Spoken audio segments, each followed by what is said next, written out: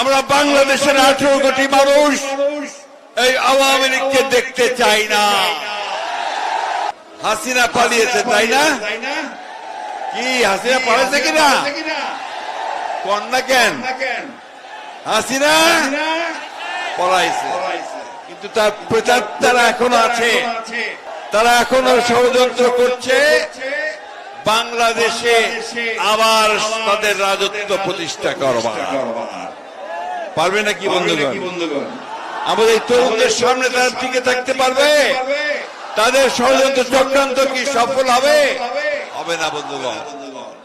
দুর্ভাগ্য আমাদের যে আমরা যাদেরকে দায়িত্ব দিয়েছি আমাদের এই দেশকে একটি গণতান্ত্রিক ব্যবস্থা ফিরিয়ে নিয়ে যেতে, তারা সঠিকভাবে সেই কাজটা এখনো করতে পারছেন না। ফলে মাঝে মাঝে বিভিন্ন রকম সমস্যার সৃষ্টি হচ্ছে। সেই সমস্যাগুলো তাদেরকে আরো শক্তিশালী করার সুযোগ করে দিচ্ছে। বন্ধুগণ, আজকে যখন আপনারা এখানে সভা করছেন, তখন আরেকটা সভা হচ্ছে আপনাদের নিউ মার্কেটে, ঢাকায় হচ্ছে। দাবিটা কি? দাবি হচ্ছে যে আওয়ামী লীগকে নিষিদ্ধ করতে হবে, তাই না? আমরা এই মাঠে যারা আছি তারা সবাই শুধু নয় বন্ধুগণ, আমরা বাংলাদেশের 18 কোটি মানুষ এই আওয়ামী লীগকে দেখতে চাই না।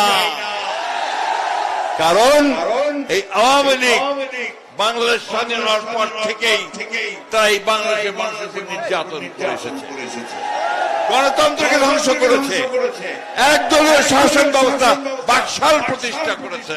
বন্ধুগণ,